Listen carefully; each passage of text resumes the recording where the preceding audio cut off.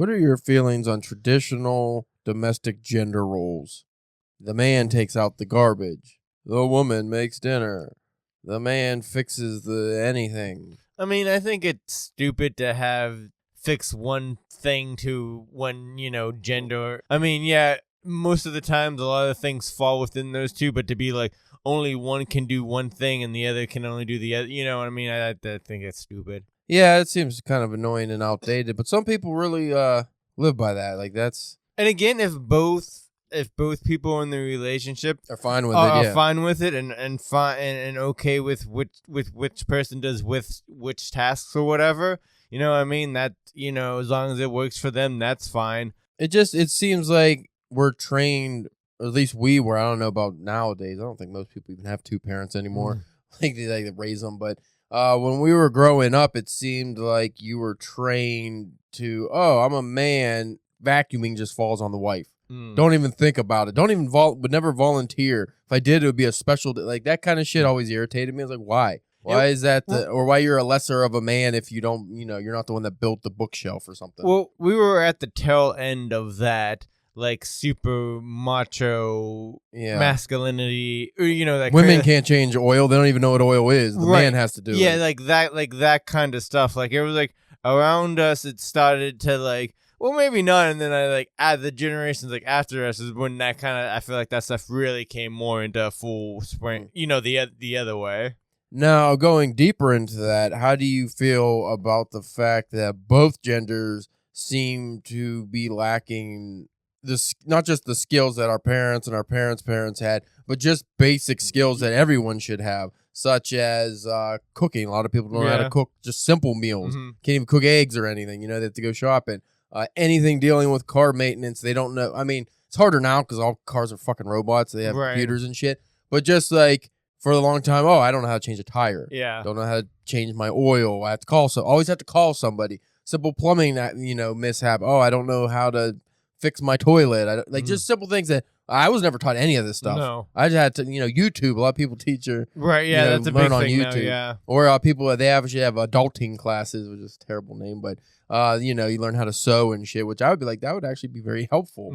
I mean, I personally feel that falls on the parents and grandparents who failed to raise the kids properly. You didn't teach them that stuff. Them, and then also, like, some of that, I feel like 25%, like 75%, it's like family and parents and that stuff. And I think there's like 25 that could go on to like school and stuff like that, because we're just teaching in general of just learning, just the math. And how do you do taxes? Yeah, and stuff like that. Or I mean, well, you don't probably need it now, but, balance a checking book, write a check, well, but I mean, even now you'd probably be classes on how you do work the app or whatever.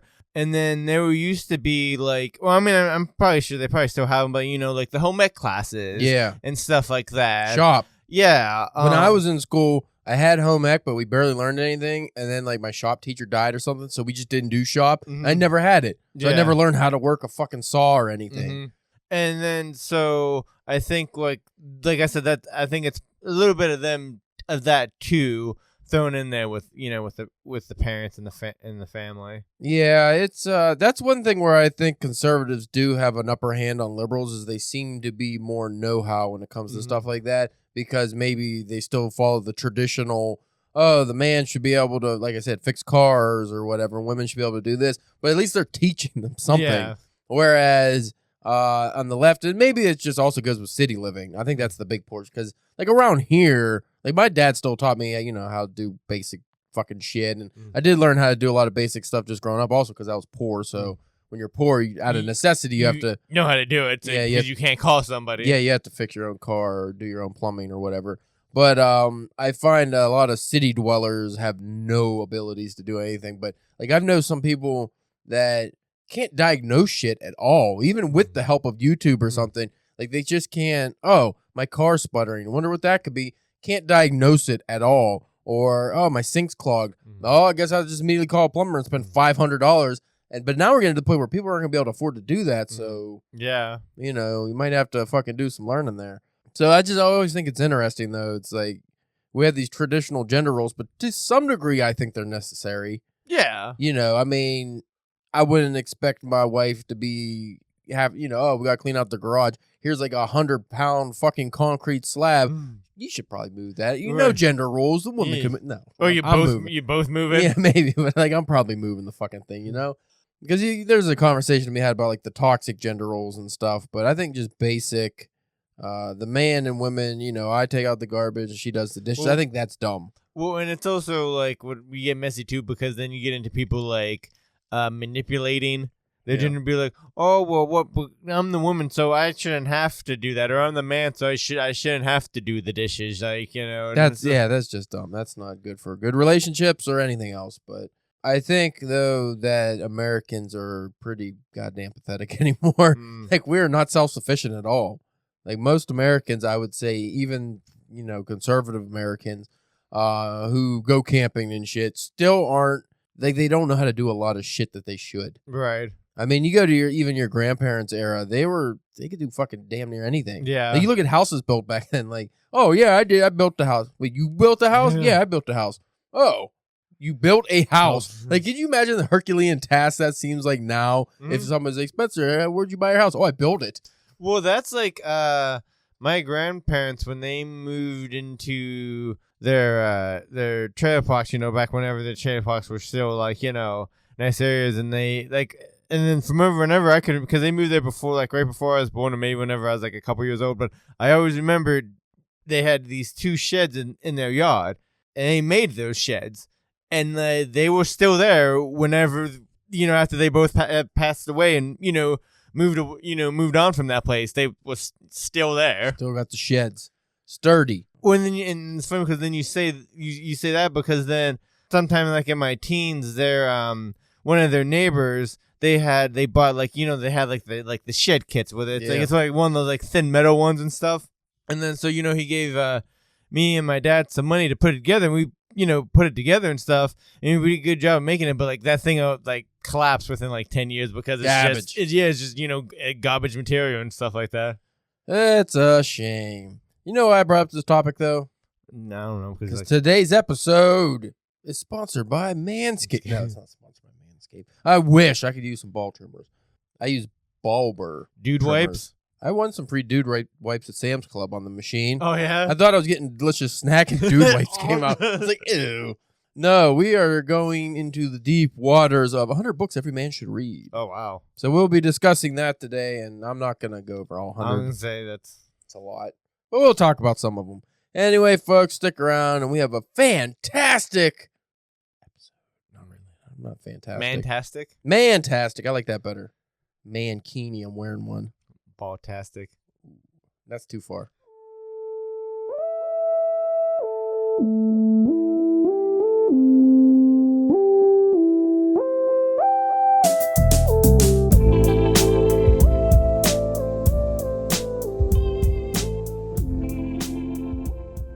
You are listening to the Drunken Pen Writing Podcast. I'm your host, Caleb James. With me, as always, Spencer, the Cape Cod Cauliflower Cutter Church. Okay. I don't know how that flew out so easily, but yeah, you're in Cape Cod and you're cutting cauliflower. I'm still reading Moby Dick, so Nantucket and Cape Cod are the only thing on my mind. Harpooning. You like harpooning? I've never done it. You're missing out, buddy. Old school harpooning. I don't like none of these new fandangled, get blasted. You got to throw it like a javelin. Yeah, you got to throw it, and it's on a string, and you got to pull it back, and you get a whale eyeball stuck to it. 100 books every man should read, brought to you by theartofmanliness.com. This came out 2022.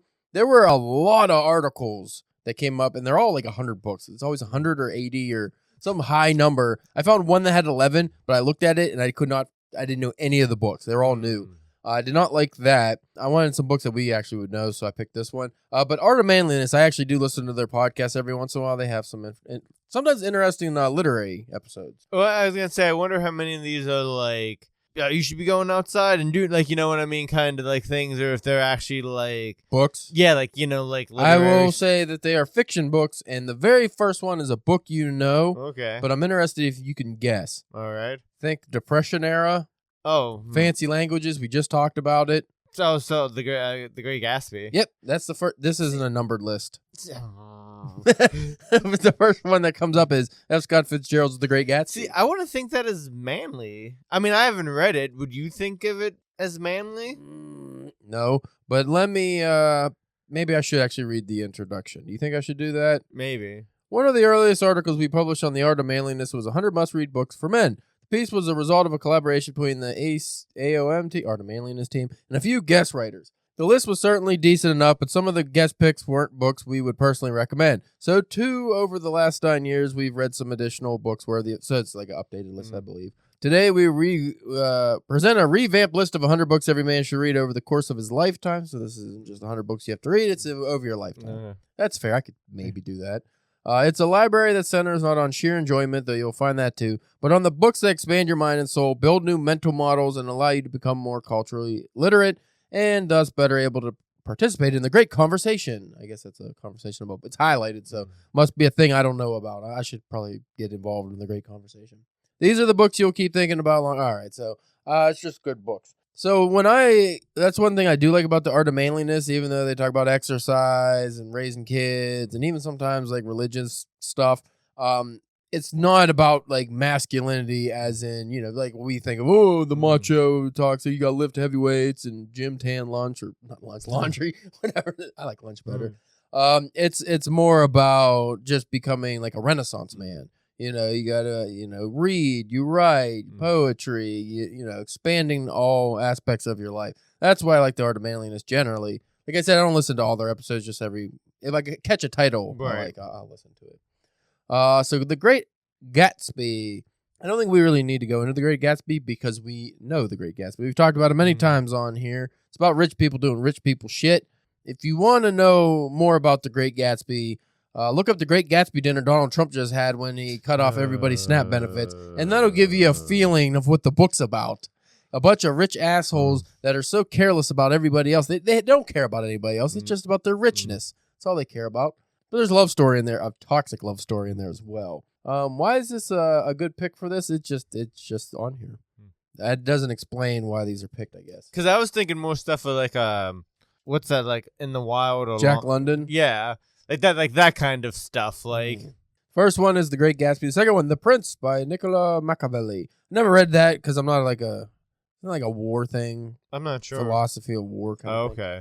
Or like how this is one of those books that I think more philosophy. Yeah, but I think this is one of those books that like finance bros fucking hijacked. Business guys and assholes like that, like the Wolf on Wall Street types. Written in the early 1500s, this is the classic guide on how to acquire and maintain political power, even if those methods are sometimes unsavory. So nothing I would ever want to read. A so-called primer for princes, its precepts are direct, if not disturbingly cold in their formulaic pragmatism. It asks the classic question, do the ends justify the means? A worthy read for any man wishing to better understand the motivations and actions that tend to rule modern politics. So I always thought about this book as if I was to read it, it'd be more to psychologically diagnose these fucking narcissistic assholes that take this kind of book as gospel. I didn't say it's just kind of be like, why are assholes? Basically, why do people want to rule over other people? I think if you want to rule over other people, even if it's just in the job place, you're fucked up in the head. Especially in the job place, like. That's like the mini rules. Like that's worse than fucking you want to be a fucking dictator. Yeah. Yeah, that's odd. This one I watched the show a long time ago, but I didn't even know it was a book. Band of Brothers by Stephen Ambrose. Oh yeah, I didn't know that was a. Stephen Ambrose, who passed far before his time, has given us some of the best histories of World War II. So it's about guys in World War II, camaraderie, and all that. Band of Brothers. Yeah. It's a classic man read, and the show was great if you were a man. War. Grouping together.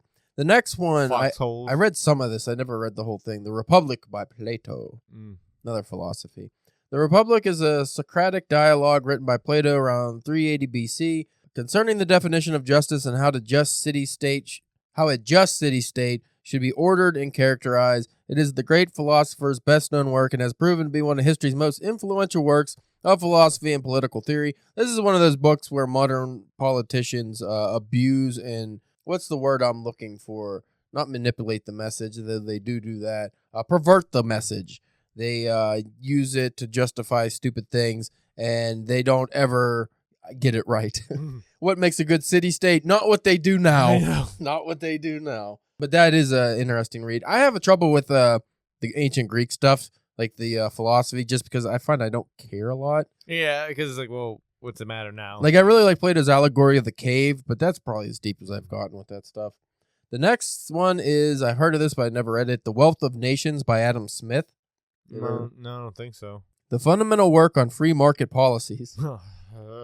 It is not from the benevolence of the butcher, the brewer, or the baker that we expect our dinner, but from their regard to their own self-interest. That is true. None of these people are doing it just to make the world better. They're doing it to make money. So a baker is not going to be baking bread for the masses to feed the masses if it's not enriching themselves, and, which does say something about humans, that often we can't do things unless we're benefiting. Well, but then you got to go. Then that goes into the well, we have to do that because the system that we're in. That if you can't, you're not able to just make. Even if you wanted to make bread for the masses, you wouldn't be able to without. Yeah, you wouldn't be able to afford it. But here's the thing: is that goes to the other side of the argument. If we lived in a world where everybody was covered, the utopia, would anybody dare make bread? Would they care to make bread? Right. Some people would. Yeah. Some people enjoy doing these things, but let's go a little deper into a.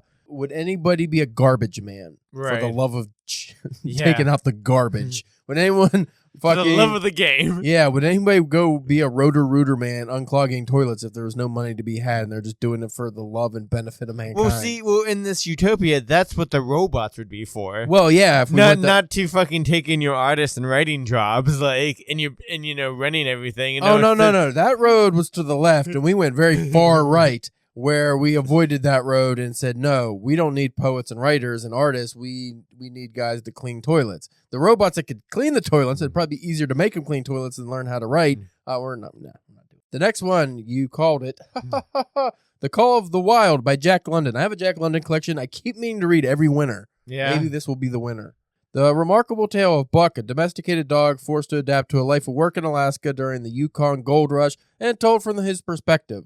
Over time, his soft exterior and manner hardens as the team, blah, blah, blah. They're fighting Alaska, basically. Man versus wild, in this case, beast versus wild.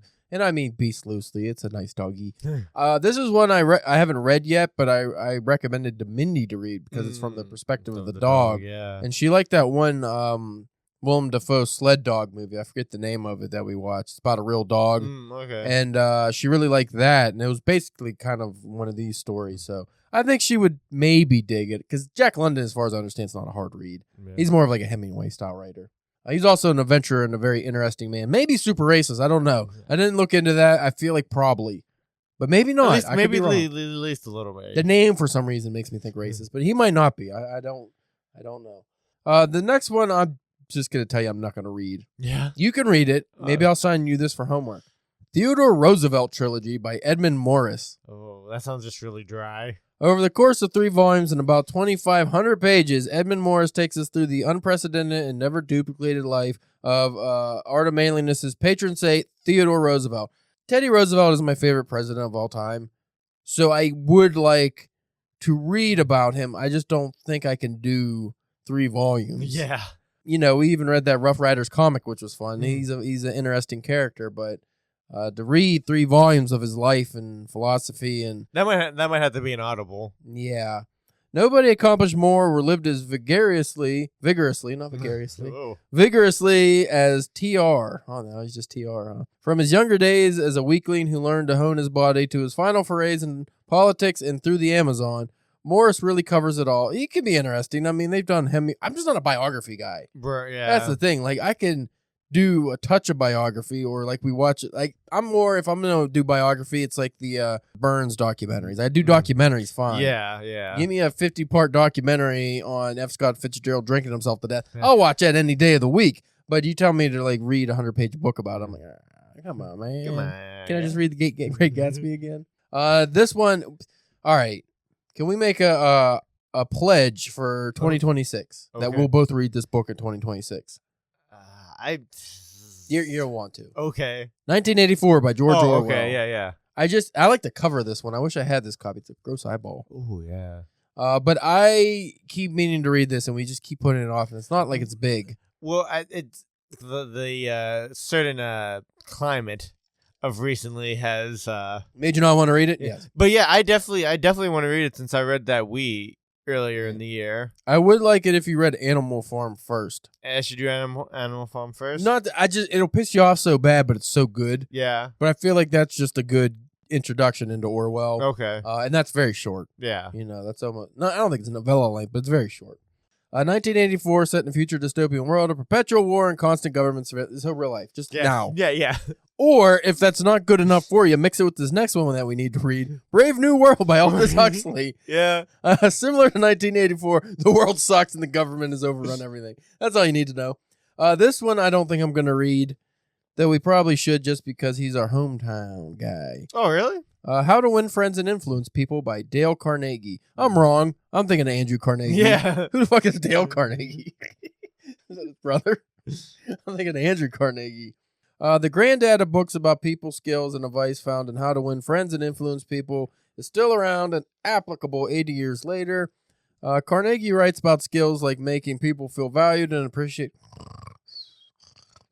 I am not a self-help guy, and I'm just not a nonfiction guy that much. The closest to self-help I'm comfortable to go is when we read The Art of War. No. Oh, The War of Art. The War of Art. Though I have read The Art of War, and Yeah. that's not self-help unless you want to kill people. Well, If you want to overrun a country, then The Art of War is definitely a good self-help book. Next up is a very cool cover. I don't know what this is. Yeah. Roman Honor by Carlin Barton. The best book on honor, bar none. That's a pretty statement. That's a heavy statement. Barton masterfully explores how honor shaped the lives of ancient Rome from the early days of the Republic and all the way through the fall of the Empire. Here's something that I took away when I read the Odyssey, the Iliad, all that shit, that I wanted to utilize more in my life, but it's very hard in a modern climate, and that is the art of hospitality.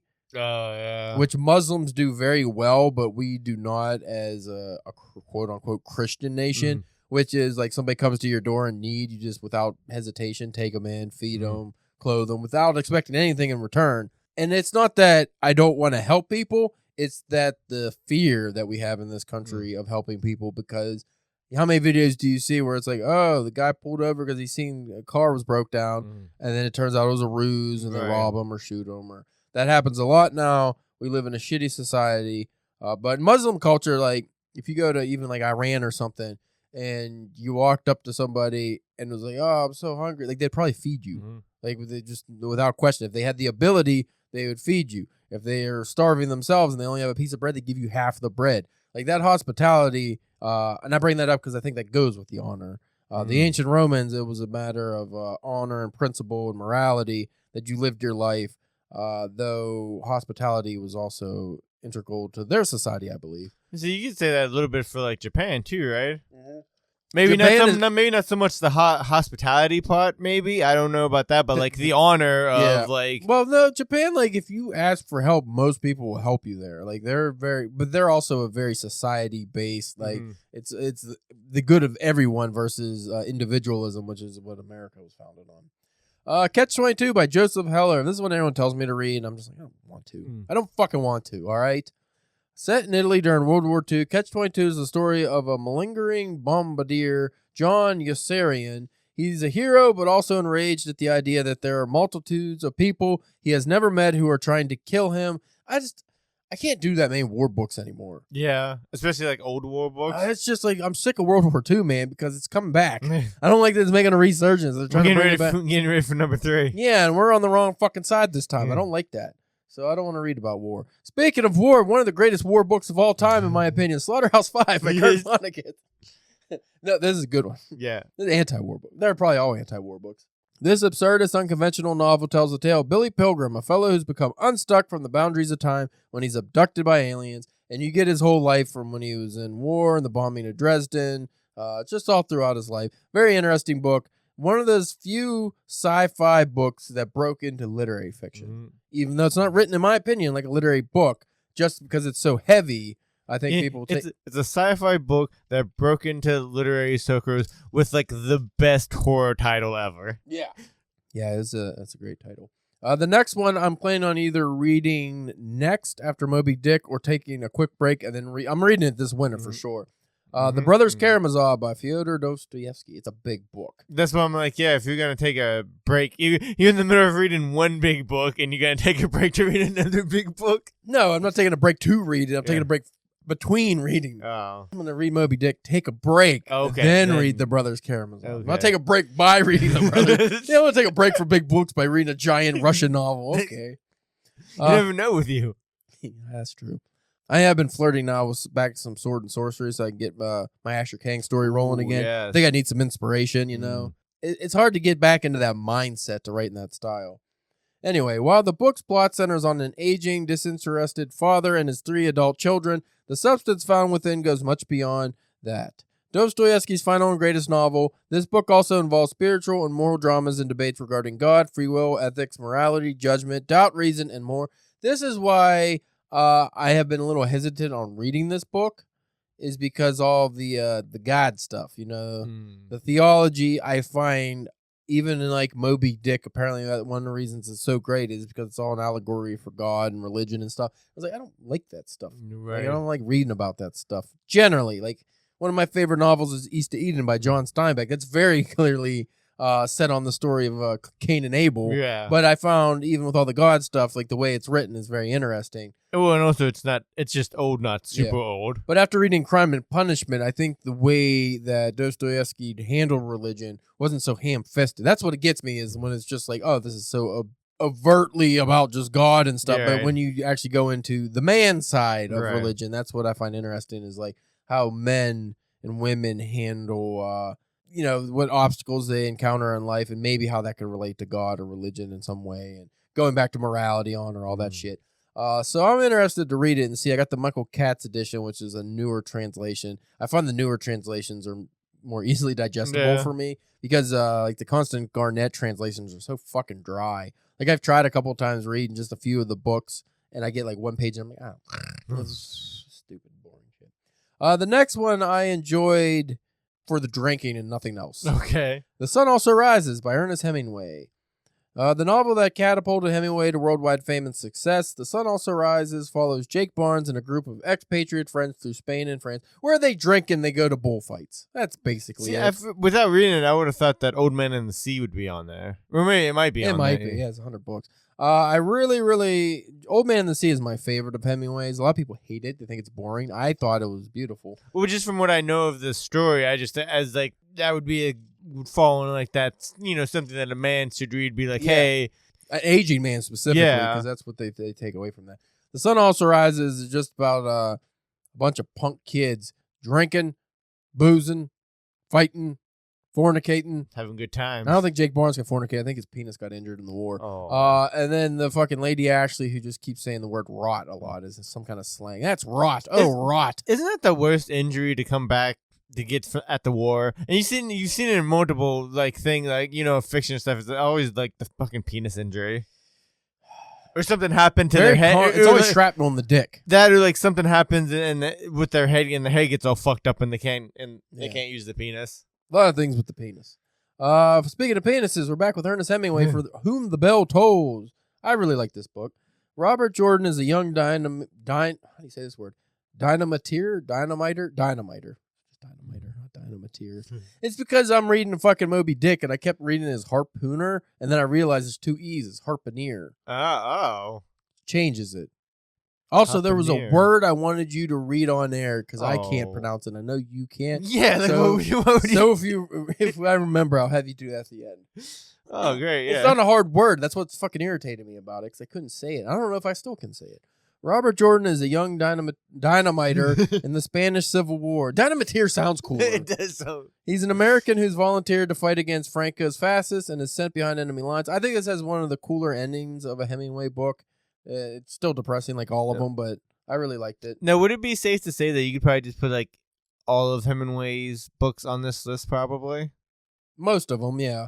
And also, I'm pretty sure that was John McCain's favorite book, For Whom the Bell Tolls, if that means anything to anybody. Next up, Swiss Family Robinson by Johann David Weiss. See, I've heard of that, but I don't ever really know what it's about. I always get it confused with Robinson Crusoe. Mm. Like these people on an island, right?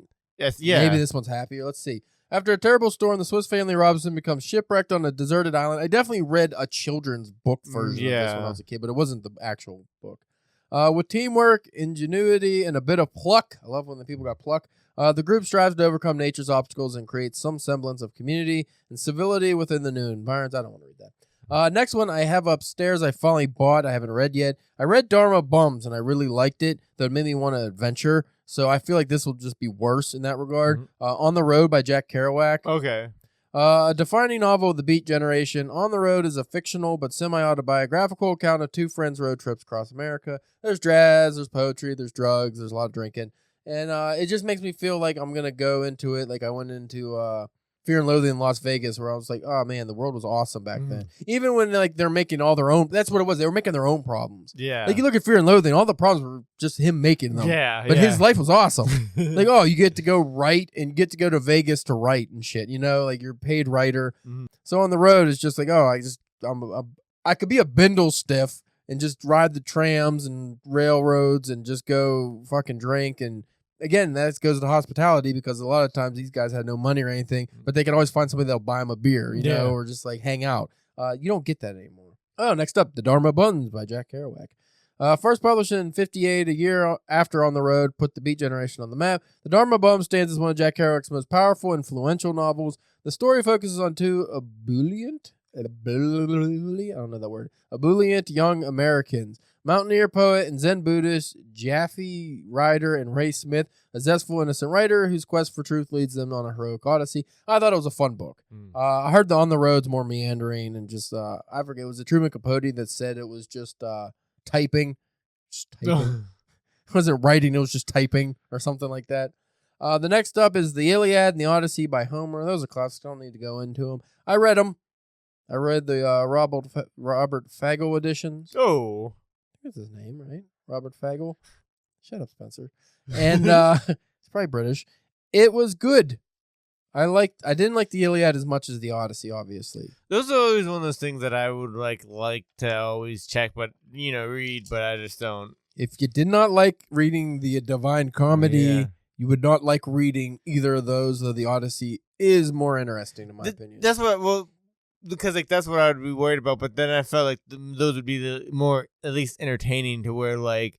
One of my big problems with Dante's Inferno was just like, this is so fucking boring. I'm tired of this shit. Like, just who knew a trip through hell could be so boring? No, you'll feel like that with, especially the Iliad. The Odyssey is a little more interesting, adventurous, but even so, the language is even with what I got was one of the more enjoyable translations. Apparently, it's rough.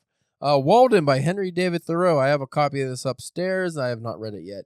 First published in 1854, Walden details Henry David Thoreau's experience over the course of 2 years, 2 months, and 2 days in a cabin he built near Walden Pond. It's like a philosophy book.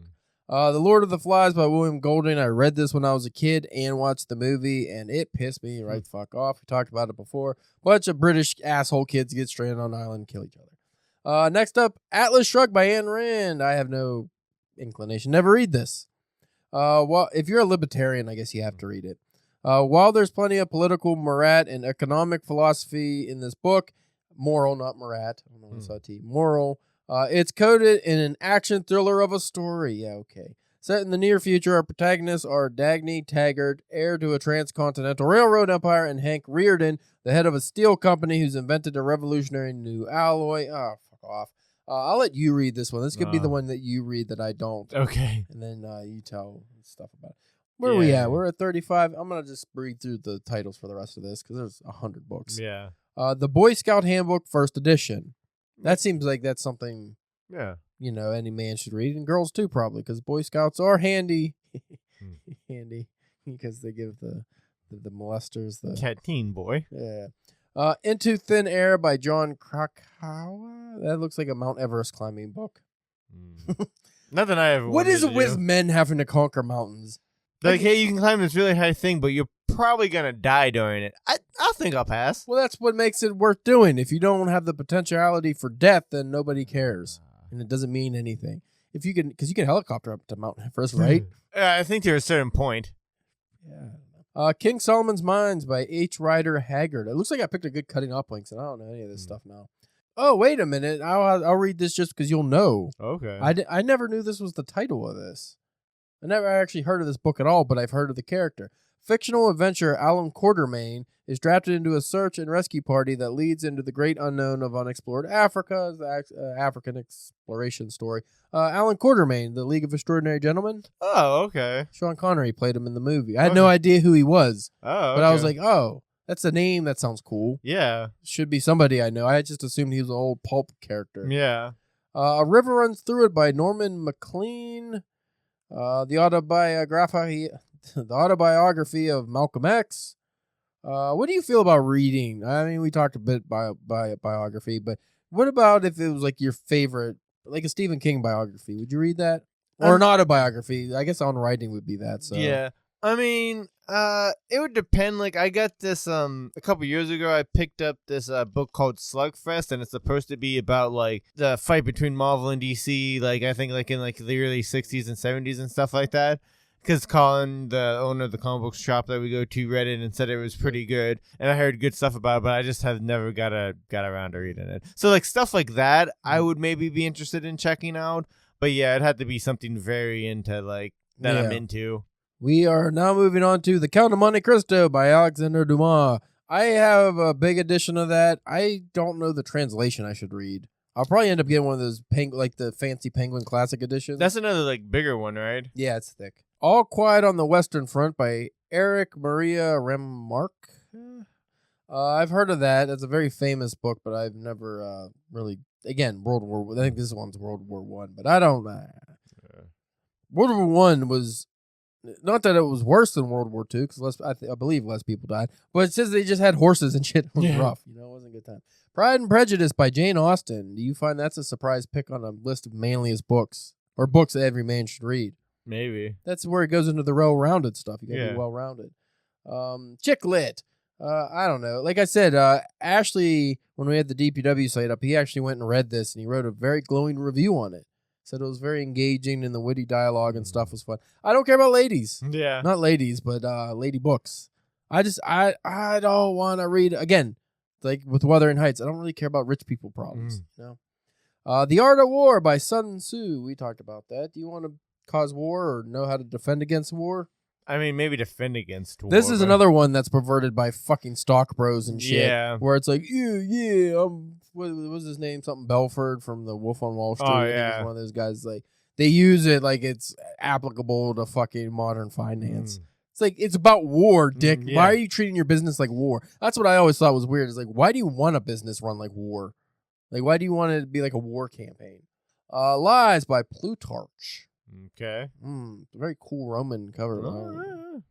Yeah. If you want to be a great man, you must learn from great men. That's fair. This next one you'll agree with. The Bible. Not the Holy Bible. Just the Bible. Not the King James Bible. Just the Bible. It's the dirtiest copy I've ever seen. Is that the first copy of the first volume? No, the title's in English, so probably not. Yeah, read the good book. They don't call it the good book. You mean American? American. Next up, Lonesome Dove by Larry McNerney. After Virtue by Alistair McIntyre. The Maltese Falcon by Dashiell Hammond. I see some noir on here. I watched the movie. I've never got her. I haven't read any Dashiell Hammond. I feel like when we submit to pulp publications such as Starlight Pulp Review, I feel like a phony because I haven't read one of the greats. Yeah. And just an awesome title name. Yeah, it is. To Kill a Mockingbird by Harper Lee. That's another one you need to read in 2026. One of the greatest novels ever written. Piss you right the fuck off. The Killer Angels by Michael Shara. 2 A's. 3 A's, actually. Shaara. Oh. Yeah. That looks to be about some Confederacy nonsense. Civil War book. That's another genre of book that I find so goddamn dry, even if it's done very well. And I think because, like, when we grew up, we had to read, like, The Red Badge of Courage and just dumb shit like that in school. So I just lump it all into Civil War books. Even if it was Revolutionary War or the War 1812, it's just all Civil War to me. I don't give a fuck. And which is weird because I watch the Townsend's YouTube channel, which is all about guys in like the 1700s and like just what life was like in the 1800s and shit. And I love the history of all that stuff. But when it comes to the Civil War stories, I'm just like, I don't care. The autobiography, why do I keep saying it like that? The autobiography of Benjamin Franklin. The Histories by Herodotus. Was Herodotus real? Is that one of those things like Homer? You don't know. Like it could be a whole bunch of people or something. Yeah. I have no idea. From Here to Eternity by James Jones. Oh, fuck you. The Thin Red Line by James Jones. That's another World War II camp. Every time it hits me, I just remember, like, I think we did that in school. This is one I wanted to read, but then I picked up a copy when I was in Columbus. I didn't buy it. I was just looking at it in the Loft bookstore. Great bookstore, by the way. And it seemed boring as fuck. Zen and the Art of Motorcycle Maintenance by Robert Persig. So it is it's like about, I don't know if it's Buddhist or it's like a self-help book, but it's masked as a motorcycle maintenance guide. Sounds boring all around. Right. The Long Goodbye by Raymond Chandler. Did we read that? No. What did we read from Chandler? Oh, whatever the first one is. The Big Sleep. So I have The Long Goodbye. That's the book I got when we were down in wherever the fuck that was. River Run Books. Oh yeah. Oh, that old one. Yeah, the classic, the first edition. Self-Reliance and Other Essays by Ralph Waldo Emerson. I am not an Emerson guy. Haven't read any Emerson. I have read this book, Ulysses by James Joyce. Again, pick the grossest cover version. Just plain as. Yeah, it's probably the very first book. I recommend everyone read Ulysses if you want to go on a whirlwind odyssey of nonsense. Spencer, you'd love it. Yeah. Take you probably 2 years to read. I probably couldn't get through it. The Master and Margarita by Mikhail Bulgakov. I always heard of this, never had any inclination to read it. The Road by Cormac McCarthy. That's a book we both read. Yeah. I like The Road. Makes you sad. I listened to the Art of Manliness episode on the road, and the host, Brett McKay, started crying. Really? When he started going into the ending of The Road, or I think he read an excerpt of The Road or something. He had a guest on there, and he started crying. So, as a father, he's a father, so it means more to him than us non-kid having bums. Steppenwolf by Herman Hesse. You read Steppenwolf? I had not. Herman Hesse. About a wolf. I don't know why I always thought Steppenwolf was really old. The Book of Deeds of Arms and of Chivalry by Christine de Pizan. That doesn't even sound good. Don Quixote by Miguel de Cervantes. One of my great favorite novels of all time. 2 or 3, right? Yeah. Another great novel I loved. Invisible Man by Ralph Ellison. The Adventures of Huckleberry Finn by Mark Twain, which you need to read, but you got to read Tom Sawyer first. Yep. Is that what's holding you back? Sure. Tom Sawyer's not more fun, but it's fun. Leviathan by Thomas Hobbes, and it's just a guy with a big cane. Ooh. Or a staff. That's what you call that. Oh, it's about the English Civil War, mid-1600s. Even more boring. Did you know that Mark Twain co-wrote a biography or essays or something of Ulysses S. Grant? Yes, that's how he made money. Yeah, I wondered how that. I saw a video about it the other day, and I was like, oh, I didn't know that. I also think he wrote a book on Joan of Arc, and that was his favorite novel or whatever of all time that he wrote. Next up is Nicomachean Ethics by Aristotle. Yeah, he wrote. I think he worked for a print company or something, so he had to write a bunch of books nobody would care about to make money. Cyrano de Bergerac by Edmund Rostand. That guy's he got a butthole mouth. Look at that mustache. Ugh. It looks like he looks like a hairy asshole. His mouth. Yeah. He got the Stevie Wonder goatee mustache combo. The Last Lion trilogy by William Manchester. The Naked and the Dead by Norman Mailer. I've been meaning to read that one. I only read The Fight by Norman Mailer. It was really good. This book, and again, so that's one where that's him covering the Muhammad Ali George Foreman fight. What was that? This is the big fight. Really good, but technically that's nonfiction, I would think, because it's a real event and he really covered it. It wasn't fiction, but I really enjoyed it. If he didn't change any of the outcomes or anything. Yeah. This Boy's Life by Tobias Wolff. I only saw the movie with Robert De Niro and Leo DiCaprio, and De Niro's a real asshole. Hatchet by Gary Paulson. Motherfuck, that gives me flashbacks. You right, yeah. Fucking Hatchet. Ugh! I think I had 37 fucking packets I had to fill out for that goddamn book, and I was like, I don't care. I want to remember eating sea turtle eggs or something. And then the movie. I just wanted him dead. You know the one thing that stuck with me the most out of that was whenever he found out that the fish he's been eating had been eating the dead body of the pilot. That's kind of cool. Yeah, that's the most thing that stuck. Remember when that happened, I was like, oh, I forgot about that. The Bhagavad Gita. I don't know what that is. Something Hindu. Tarzan of the Apes by Edgar Rice Burroughs. I don't know if I want to read it. Yeah, I know you do, but I don't know if I want to read Tarzan. I heard it's not as like racist as like you would think of something from that from that time period and stuff like that. Right. Well, what about if it's not that? What about John Carter? I'd rather read the John Carter from our stuff. Thus Spoke Zarathustra by Friedrich Nietzsche. Big Nietzsche guy? Nah. I like saying Nietzsche. I do like saying Nietzsche. You know what I don't like are the assholes that say Nietzsche. Oh, people do that? Yeah. Oh, yeah. The people that actually study Nietzsche, they say Nietzsche. I like the people that go Rise Our Ghoul. The Federalist Papers. I see that all the time. That is not something I care about. I guess if you love America. Fuck yeah. The Godfather by Mario Puzo. It insists upon itself. I just watched that clip of Family Guy the other day. Moby Dick by Herman Melville. Yep. Going through it. You'd agree that? Every man should read that book? If you love whaling, and you know I do. Behavior. Love whaling. Frankenstein by Mary Shelley. If you love monsters, who's the real monster?